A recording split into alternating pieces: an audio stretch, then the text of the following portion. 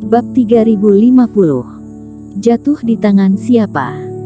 Ye Zun dan Eric Qin telah mengalami banyak kehidupan dan kematian, dan mereka mengenal Eric Qin lebih baik daripada Ramaji.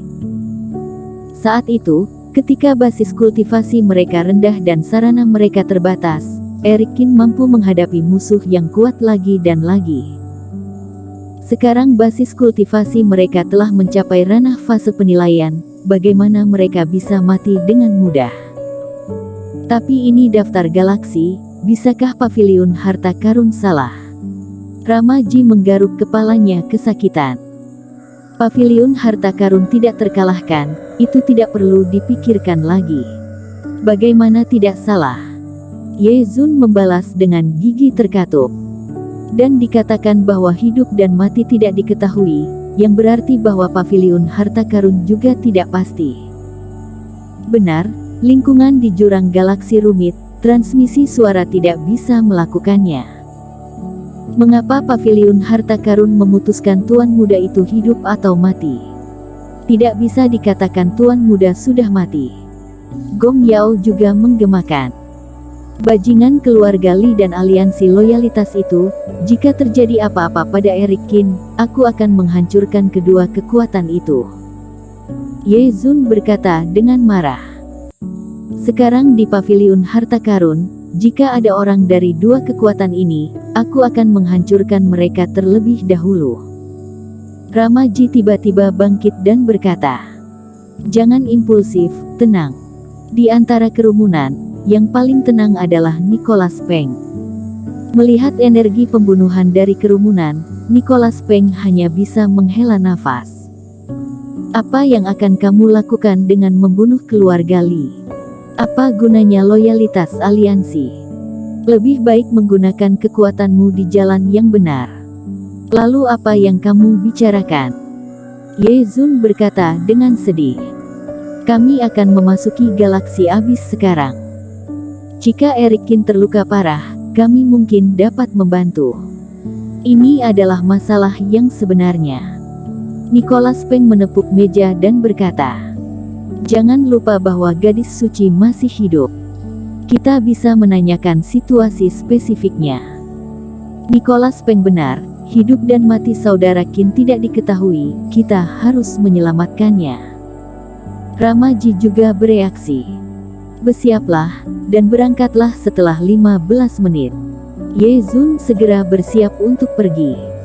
Bagaimana dengan merah sakti? Gong Yao menunjuk merah sakti yang masih tertidur.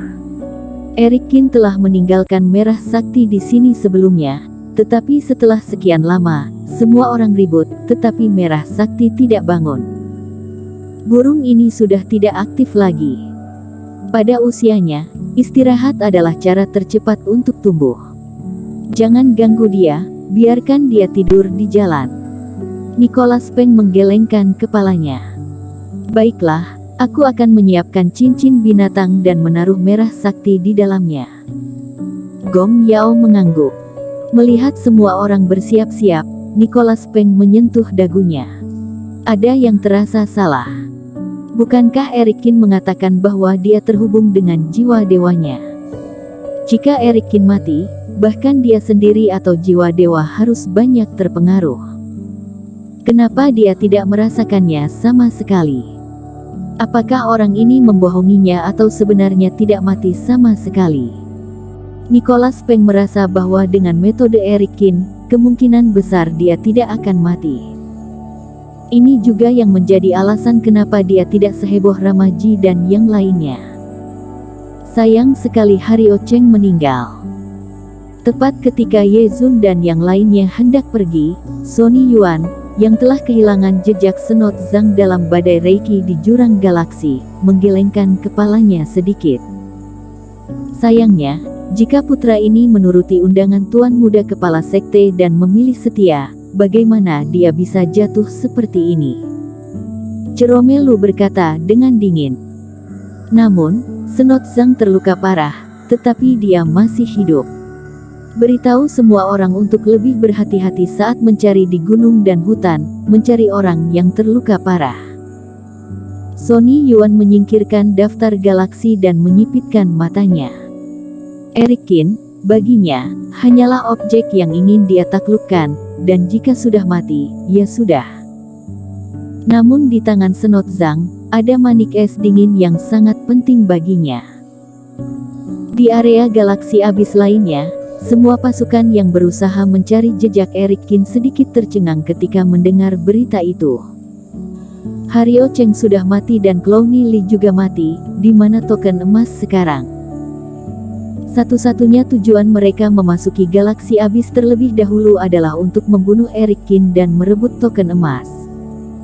Alhasil, target tersebut kini hilang. Eric Kin dan Clowny Li terbunuh, token emas pasti jatuh ke tangan Senot Zhang. Seseorang berkata, "Kenapa tidak di tangan Finola Su?" Beberapa orang bertanya-tanya. Dari informasi saat ini, orang yang paling mungkin mendapatkan token emas adalah Senot Zhang dan Finola Su.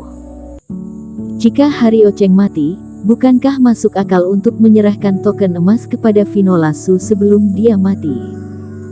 Gunakan otakmu, teman seiman. Jika kamu mati karena token emas, kamu akan memberikan ini kepada pasangan seiman yang kamu cintai dan membiarkan dia menderita sama seperti kamu. Apakah kamu gila? Ya, apa gunanya token emas ini? Bahkan Paviliun Harta Karun tidak tahu, untuk hal ini malah membiarkan pasangan seiman akan mati. Hario Cheng tidak begitu bodoh. Juga, jika melihat dari dekat berita di daftar galaksi, Hario Cheng dan Senot Zhang bertarung satu sama lain, dan Finola Su bertarung melawan Clowny Li. Sekarang setelah Hario Cheng mati, token emas yang dia tinggalkan adalah kemungkinan besar ada di Senot Zhang.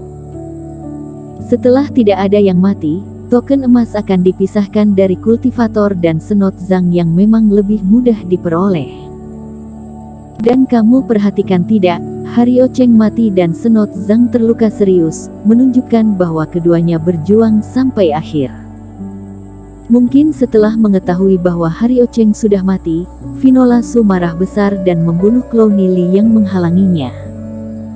Bahkan, beberapa orang sudah mulai membuat tebakan yang sesuai. Cari Senot Zhang, temukan kultivator aliansi loyalitas dan tanyakan keberadaan token emas. Adapun Finola Su, memang ada kecurigaan, dan kita juga harus mencarinya. Semua pasukan mulai mengubah target mereka dan dengan panik mencari Senot Zhang. Adapun Finola Su, rencananya tidak akan mengagetkan ular terlebih dahulu, dan setelah memastikan keberadaan Finola Su, mereka akan fokus pada pelacakan.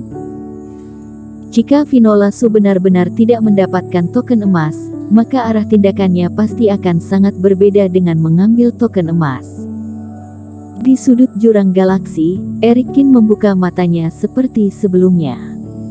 Melihat tidak jauh, sastra jimat telah menghilang, dan Eric Kin juga menunjukkan senyum. Selesai. Segera setelah itu, Eric Kin menutup matanya lagi.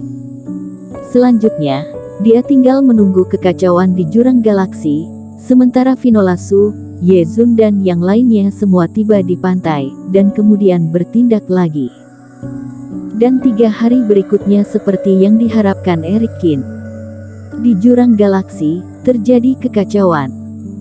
Pertama, berbagai pasukan mencari Senot Zhang, dan mau tidak mau mereka bertemu dengan kultivator aliansi loyalitas yang kesepian. Setelah pertempuran, kultivator aliansi loyalitas menderita banyak korban. Kemudian, Finola Su yang berkeliaran di sekitar jurang galaksi dengan pedang, seperti orang gila, membunuh orang yang dia pikir telah mengejar Eric Kin. Rasa dingin dan niat membunuh yang mengejutkan itu seperti kematian pasangan seiman, sama sekali tidak ada cara untuk memalsukannya. Bahkan setelah salah satu pertempuran, Finola Su menunjukkan token galaksinya sejenak, seolah-olah dirangsang oleh pria yang sekarat itu. Ini membuatnya jelas bagi banyak pengintai. Ini adalah token ungu, bukan token emas.